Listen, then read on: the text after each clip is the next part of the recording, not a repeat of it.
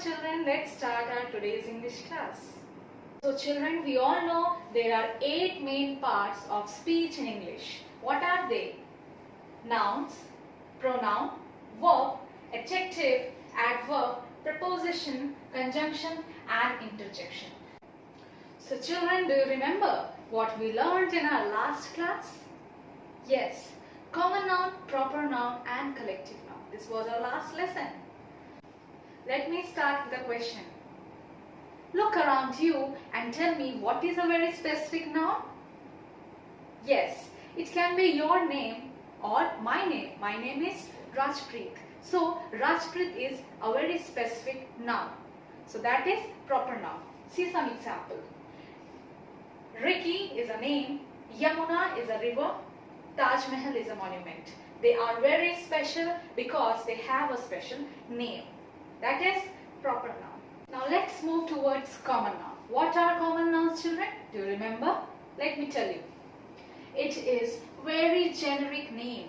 Anything that is very general and is not specific, that is common noun. For example, see, I have a pen in my hand. Pen, the word pen here is common noun because unless and until I take the brand name here, that is Camlin pen, it is common noun. If I say that it is Camlin pen, then it becomes proper noun. Always remember one more thing, that it is not denoted with a capital letter. And we also understood what are collective nouns. See, only those nouns which can indicate a collection of something is collective noun. See example, a band of musicians. It means that musicians, there are many musicians and those group of musicians are called band of musicians. Next is a crew of sailors. There are many sailors and that group of sailors is called crew. You know children, nouns can tell how many places, person and things are there. So children, here words like toy, dog, horse and box stand for something that is only one, are called singular nouns.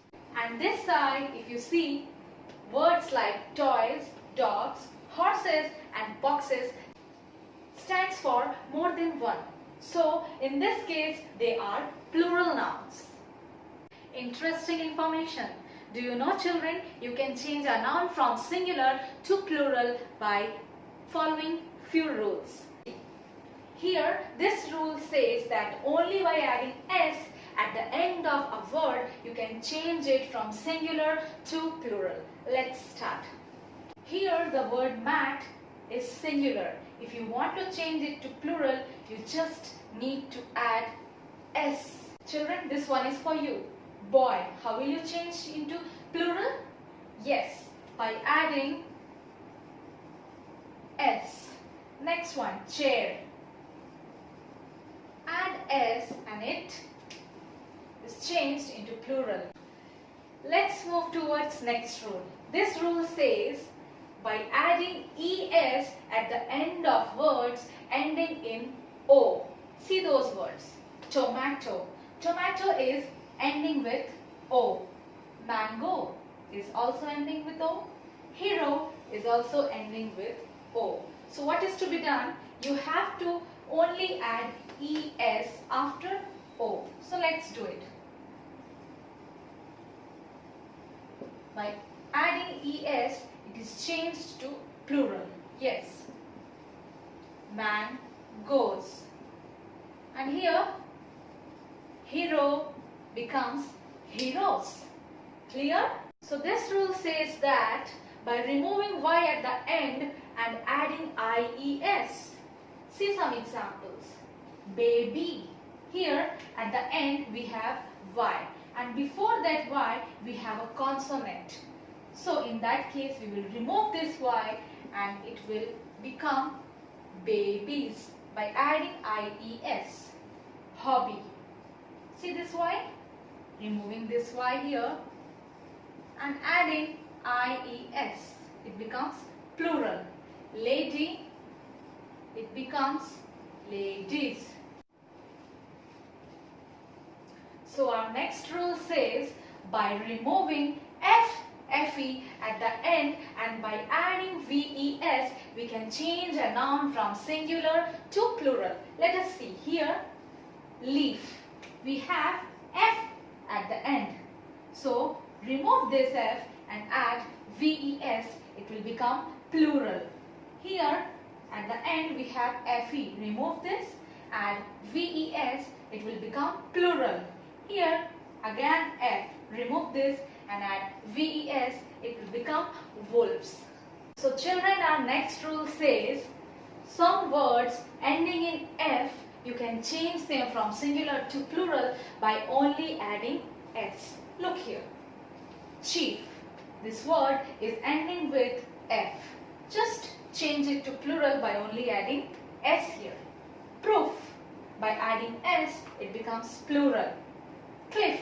By adding S, again it becomes plural. Next rule says, by adding ES to those words ending in S, SH, SS, CH and X, we can form singular to plural by simply adding ES. Let's see.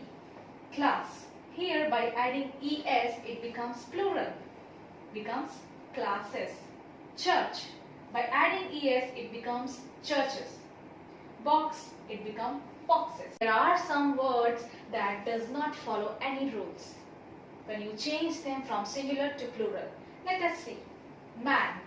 When it's changed into plural, it becomes men. Foot becomes feet. Woman becomes women. Goose becomes geese, etc. Let's move towards countable and uncountable noun. Those nouns which can be counted and have singular and plural forms, they are called countable nouns. Those nouns which cannot be counted and they don't have any plural form, that is uncountable noun. So let's understand countable and uncountable nouns with the help of some examples. How many pens are there in my hand? Can you count? Yes. 1, 2 and 3. So those nouns which can be counted are countable nouns. See here.